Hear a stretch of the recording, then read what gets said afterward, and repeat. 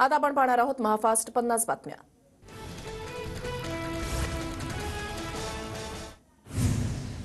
संचारबंदीमुळे जरांगे पुन्हा अंतरवाली सराटीमध्ये उपोषण स्थळी दाखल। शहाणी भूमिका घेऊन पुन्हा आलोय। संध्याकाळी 5 वाजता उपोषणाबाबत भूमिका मांडणार जरांगेंची माहिती। दारा लावून फडणवीसांनी सागर बंगल्यावर बोलावलं। नाराजीची लाट आणखी उसळू देऊ नका, जरांगेंचं फडणवीसांना आवाहन। फडणवीसांनी रात्री सोशल मीडियावर बंदुकीचा फोटो टाकला। हा प्रयोग रात्रीच होणार होता, पण फडणवीसांचा रात्रीचा डाव मोडला। फडणवीसांच्या पोस्टवरून जरांगेंचं वक्तव्य। फडणवीसांचं स्वप्न पूर्ण होऊ देणार नाही, त्यांना सुट्टी देणार नाही। फडणवीसांना राज्यासह देशामध्ये अडचणीत आणणार, मनोज जरांगेंचा इशारा। जालन्याच्या अंबड तालुक्यामध्ये संचारबंदी लागू। मनोज जरांगेंच्या आंदोलनाच्या पार्श्वभूमीवर संचारबंदीचा निर्णय। अंबडमध्ये संचारबंदी लावण्याचं कारण काय? फडणवीसांशिवाय जिल्हाधिकारीही संचारबंदीचा आदेश काढू शकत नाहीत। संचारबंदी हटवा, ताब्यामध्ये घेतलेल्या आमच्या पोरांना सोडा, जरांगेंची मागणी।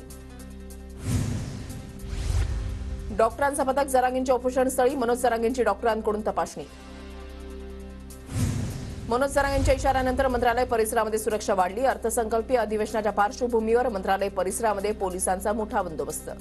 आजपासून अर्थसंकल्पीय अधिवेशनाला सुरुवात होणार। उद्या अजित पवार अर्थसंकल्प मांडणार। जरांगेंचे फडणवीसांवरील आरोप, गोळीबार प्रकरण, पुणे ड्रग्ज प्रकरणावरून अधिवेशन गाजण्याची शक्यता। विकास कामांसाठी भाजप शिवसेनेसोबत जाण्याची भूमिका। दगा देण्याचा किंवा पाठीत खंजीर खुपसण्याचा हेतू नव्हता।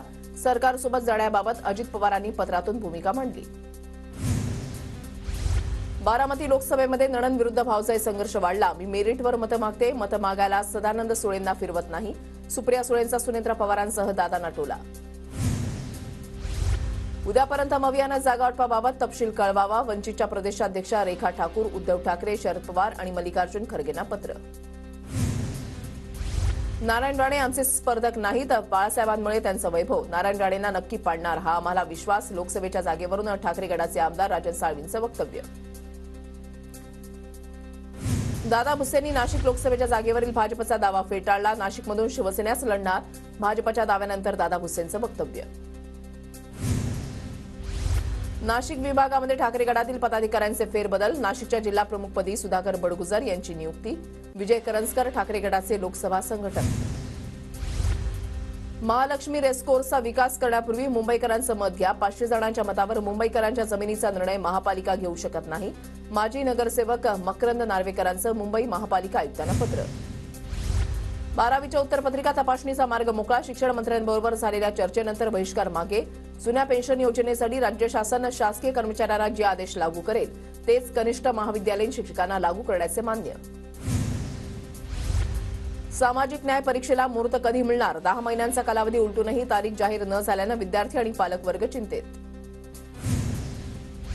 मुंबई गोवा महामार्गावर गेल्या 10 वर्षांमध्ये 6000 कोटी रुपयांचा निधी खर्च। माहिती अधिकारामध्ये स्पष्ट। बांधकाम विभागाच्या कार्यक्षमतेवर प्रश्नचिन्ह।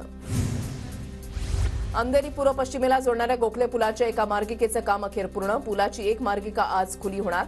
अंधेरी पूर्व पश्चिम उपनगरातील प्रवाशांना मोठा दिलासा। कोकण रेल्वे मार्गावर उद्या 2.5 तासांचा मेगा ब्लॉक। करंजाडी चिपळूण दरम्यान देखभाल दुरुस्तीच्या कामासाठी 2 गाड्यांच्या वेळेमध्ये बदल। मुंबई पुणे द्रुतगती महामार्ग 8 पदरी होणार।